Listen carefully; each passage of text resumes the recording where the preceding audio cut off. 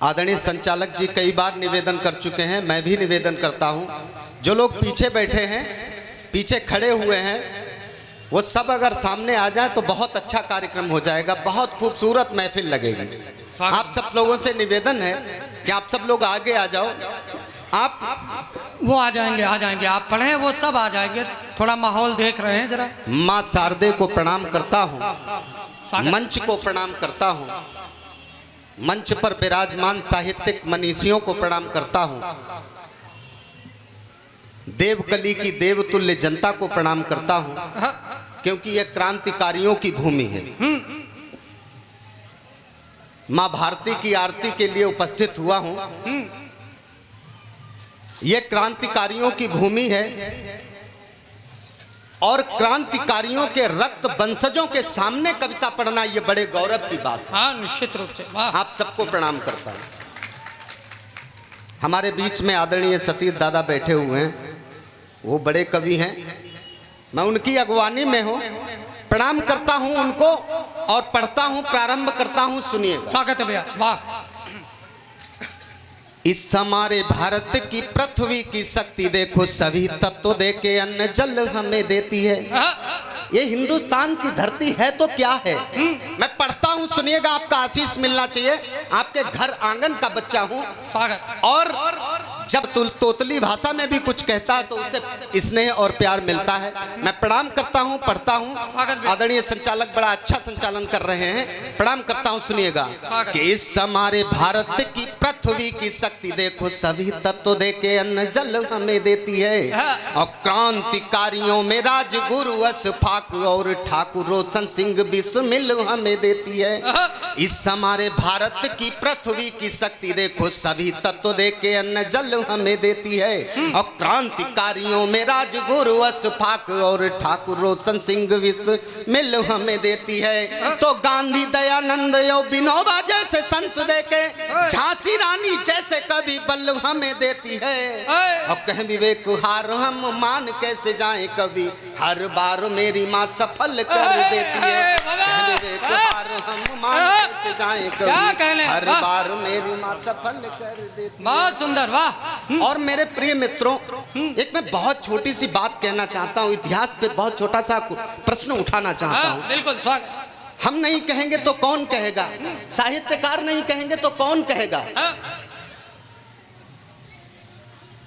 हिंदुस्तान में क्या पूरी पृथ्वी पे आदरणीय लवकुश भैया कोई ऐसा व्यक्ति देखा आपने जिसके पिताजी का कत्ल हुआ हो, जिसके बाप दादों का कत्ल हुआ हो, और जिसने कत्ल किया हो हमने उनके बाप दादों को महान कहा हो।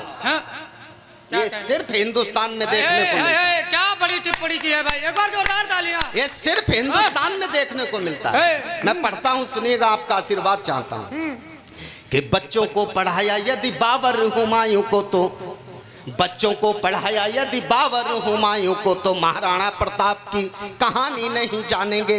बच्चों को पढ़ाया यदि बाबर हुमायूं को, तो महाराणा प्रताप की कहानी नहीं जानेंगे। और अकबर जहांगीर चंगेजों को पढ़ाया यदि गुरु गोविंद सिंह की कुर्बानी नहीं जानेंगे। तो बच्चों को पढ़ाया यदि बाबर हुमायूं को, तो महाराणा प्रताप की कहानी नहीं जानेंगे। और अकबर जहांगीर चंगेजों को पढ़ाया यदि गुरु गोविंद सिंह की कुर्बानी नहीं जानेंगे। तो सर कटा के मुगलों से लड़ता रहा जो लाल, तोगा सिंह के खून की रवानी नहीं जानेंगे। और छोटी सी उम्र में ही मिटा दिया गोरों को, तो ऐसी देशभक्त झांसी रानी नहीं जानेंगे। ऐसी देशभक्त झांसी रानी नहीं जानेंगे। और ये इस माटी में खून मिला है चंद्रशेखर आजाद का, इस माटी में दफन हुआ पार्थिव शरीर अशफाक का। इस माटी में भारत का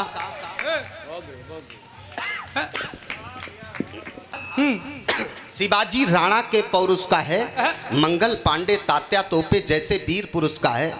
आप क्रांतिकारियों की भूमि के लोग हो, क्रांतिकारियों के रक्त वंशज हो, तब पढ़ता हूँ। आपके सामने तो वीरता की बात करना ही बहुत छोटी सी बात होगी, क्योंकि आपके खून में वीरता है। इस देवकली गांव में वीरता है, जहां आजादी में बड़े बड़े योगदान दिए हैं। मैं पढ़ता हूं, सुनिएगा। भारत का इतिहास शिवाजी राणा के पौरुष का है, मंगल पांडे तात्या तोपे जैसे वीर पुरुष का है। अब भी उन तलवारों की वो खनक सुनाई देती है, सिंह गर्जना वाली अद्भुत हनक सुनाई देती है। इस माटी में खून मिला है चंद्रशेखर आजाद का, इस माटी में दफन हुआ पार्थिव शरीर अशफाक का। देशभक्त वीरों का वो बलिदान हमारी कविता है, पंत निराला दिनकर की पहचान हमारी कविता है। मेरी कविता भारत का गौरवशाली इतिहास है, मेरी कविता भगत सुभाष अब्दुल हमीद की दास है। झांसी की रानी की वो तलवार हमारी कविता है, और अवंती बाई की ललकार हमारी कविता है।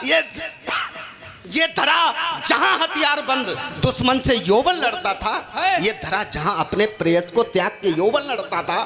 खौफ नहीं फौलाद हमारे भारत के हर सीने में, डर कर जीने से अच्छा है सच्चे मरकर जीने में। अमर शहीदों का विवेक ने कागज पर गुणगान लिखा है। अमर, थोड़ा गला साथ नहीं दे रहा है, कोई बात नहीं, आपकी कविता बहुत अच्छी है, वाह। अमर शहीदों का विवेक ने कागज पर गुणगान लिखा है, अपने रक्त से उन लालों ने प्यारा हिंदुस्तान लिखा है, अपने रक्त से उन लालों ने। एक बहुत छोटी सी बात और कहना चाहता हूं।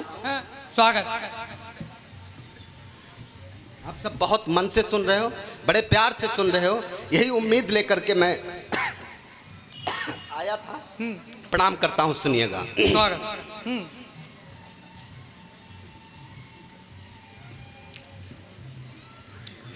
जिनके कारण आदरणीय शुक्ला जी, जब पाकिस्तान जैसा छोटा सा देश, अदना सा देश, हिंदुस्तान जैसे राष्ट्रीय, हिंदुस्तान जैसे विश्व गुरु को आंखें दिखाने लगता है, तब कहीं पे आपका नाचीज विवेक ठाकुर कुछ पंक्तियां आपको सौंपता है। वो सुनिएगा कि अभिनंदन तैयार कर रहे, अभिनंदन तैयार कर रहे तुम आतंकी पालो, भीख मांगकर अपने घर का खर्च चलाने वालों। भारत में अब भी जिंदा है शीश दान करने वाले, भारत में अब भी जिंदा है कटे शीश लड़ने वाले। भारत माता की रक्षा में चंद्रशेखर आजाद बहुत हैं, सारद सिंह जैसे लालों की भारत में तादाद तो।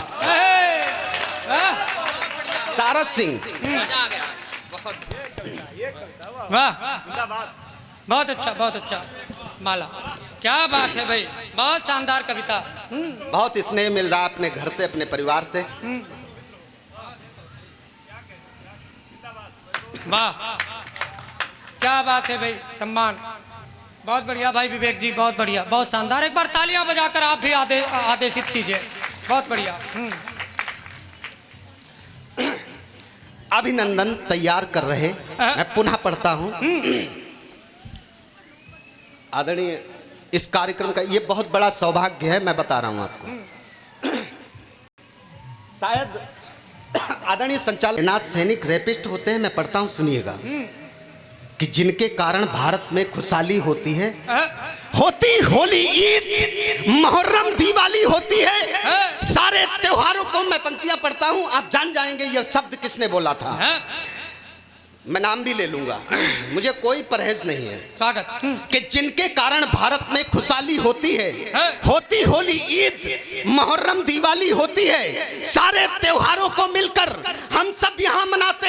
हिंदू मस्जिद में जाता और मुस्लिम मंदिर जाते, लेकिन मगर कमीनी राजनीति को ये सब कहाँ सुहाता है। सैन्य चिता पर राजनीति की रोटी खूब पकाता है। एक कमीना जेएनयू में चिल्लाकर कह जाता है, बलात्कार करते सैनिक ऐसी गाली दे जाता है, बलात्कार करते सैनिक ऐसी गाली दे जाता है। चर्चित होने का तुझको क्या और तरीका नहीं मिला, जिसके कारण तू जिंदा है उसको देता ठीक सिला।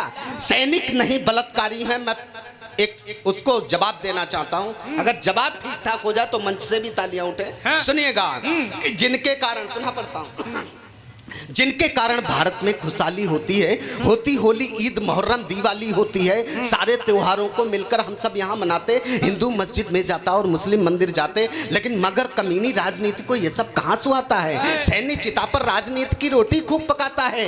एक कमीना जेएनयू में चिल्ला कर कह जाता है, बलात्कार करते सैनिक ऐसी गाली दे जाता है, बलात्कार करते सैनिक ऐसी गाली दे जाता है, चर्चित होने का तुझको क्या और तरीका नहीं मिला, जिसके कारण तू जिंदा है उसको देता ठीक सिला। सैनिक नहीं बलात्कारी है। मैं जवाब देता हूं, उसको ठीक ठाक जवाब लग जाए तब तालियां उठे कि सैनिक नहीं बलात्कारी हैं। मैं प्रमाण देता हूं, सुने कन्हैया कान खोलकर, मैं तुझसे कहता हूं सैनिक बलात्कार करते पैदा गद्दार नहीं होते, देशभक्त पैदा होते, आतंकी मक्कार नहीं। देशभक्त पैदा होते, आतंकी मक्कार नहीं होते, देशभक्त पैदा होते, आतंकी मक्कार नहीं होते। बहुत बहुत धन्यवाद, आपने बड़े स्नेह और प्यार से सुना है। धन्यवाद।